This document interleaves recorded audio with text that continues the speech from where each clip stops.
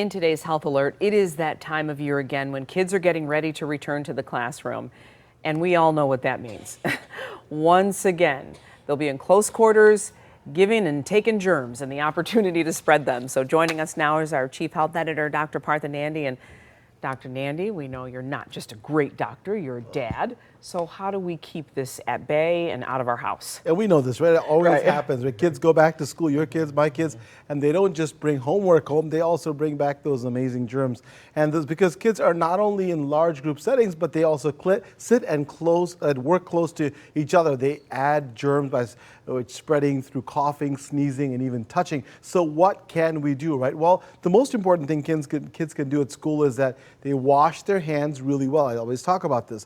You can tell them to sing the ABC song. My son Rocky loves this. It takes about 20 seconds, which is how long it takes to get rid of harmful germs. I also recommend sending a small bottle of hand sanitizer with at least 60% alcohol. Students can keep it at their school desk, locker, or backpack. And that way, if they don't have access to soap and water, they can still kill off those germs that may be on their hands. So it's also a good idea to talk to your kids about not sharing water bottles, foods, and personal items like pencils, calculators, and erasers at school. Other ways to keep germs at bay is to tell them to avoid rubbing their eyes or placing their hands in their mouth. That works for us as well. And if they have to cough or sneeze, to do so in the crook of their elbow if tissues are not available. One final piece of advice is that once kids return home, Glenda, be sure that their water bottles go directly into the sink to get washed, because those things often get dropped on messy floors and tables, and they can easily pick up those germs. So what about vitamins? We all love that Flintstone vitamin way back, but Cameron takes one, my girl. What about And our kids do too. And if kids are healthy, Glenda, and growing well and eating different kinds of foods, they don't necessarily need to take a multivitamin. Having said that, we know families are super busy making nutritious home-cooked meals. Always isn't possible, right? So if you want to give your child vitamins that are formulated for their age group, hey, that's okay, we do. And talk to your pediatrician first, however.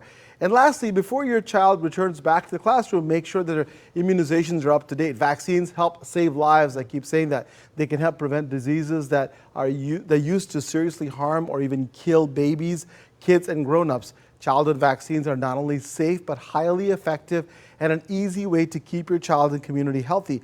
If you have questions, or if you're not sure what to do with your vaccines, if your child is up to date or not, then speak to your family doctor. And these tips are, we think that it's always, that they're going to come home with germs or they're going to get sick. It's possible to ward some of that off, Yeah, and if you ever feel uncomfortable, take some extra measures. Yeah, and talk to your doctor. And nose, talk to your doctor. Exactly. Thanks, Doc.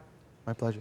If you have a health question or concern for the good doctor, you can email him at drnandi@askdrnandi.com or send it to us on Facebook or Twitter, and we'll get it right to him.